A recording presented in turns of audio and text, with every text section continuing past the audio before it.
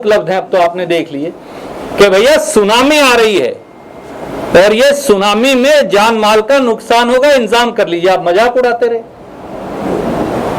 और अब जब मुसीबत आ गई, आप 20,000 करोड़ रुपया पीएम केयर फंड में इकट्ठा कर लिया, 250 करोड़ मुख्यमंत्री जी ने इकट्ठा कर लिया, पैसा कहां गया?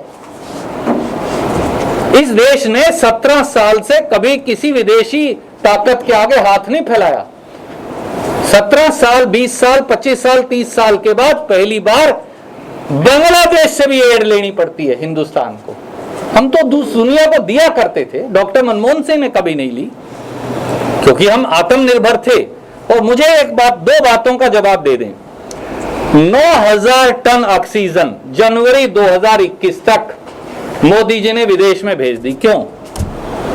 अब आप वो ऑक्सीजन वापस मंगवा रहे हो दुगने रेट पे। तो भेजी क्यों थी भैया?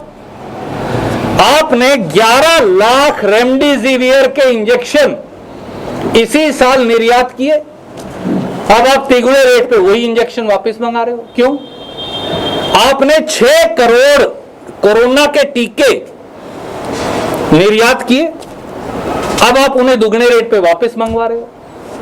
और वैसे तो वन नेशन पुकारते हैं। अब भैया वन नेशन है, वन वैक्सीन है, उसके 3 रेट क्यों है? अगर आप प्राइवेट अस्पताल में टीका लगाओ तो भारत बायोटेक के टीके का रेट है 1200 रुपया, प्रांतीय सरकार खरीदेगी तो 600 रुपया, और मोदी जी खरीदे तो 150 रुपया। क्यों भाई? लगना तो बंदों के ये टीका, कोई सरकारों के टीका तो नहीं लगना। और वो पैसा कहां से आएगा? कोई खट्टर साहब या दुष्यंत चौटाला अपने किले बेच कर देंगे तो सरकार के खजाने का पैसा है। तो पैसा तो सरकार के खजाने का, तो आप क्यों 3 रेट का रखे आपने एक ही वैक्सीन के? इससे बड़ी जाति क्या हो सकती? कोई जवाब है इन बातों का? सर, आप लॉकडाउन के पक्ष में हैं? देखिए, लॉकडाउन से देश को नुकसान होता है। जब देश में लॉकडाउन नहीं लगना चाहिए था तब 3 घंटे के नोटिस पे मोदी जी ने लगा दिया। आज पूरे देश में अब तो लॉकडाउन लगा ही हुआ है। परंतु लॉकडाउन के साथ साथ गरीब मजदूर है, SC BC के हमारे भाई बहन हैं, गरीब रोज रोटी कमाने वाले हैं। अब वो रोटी कहां से लाएं?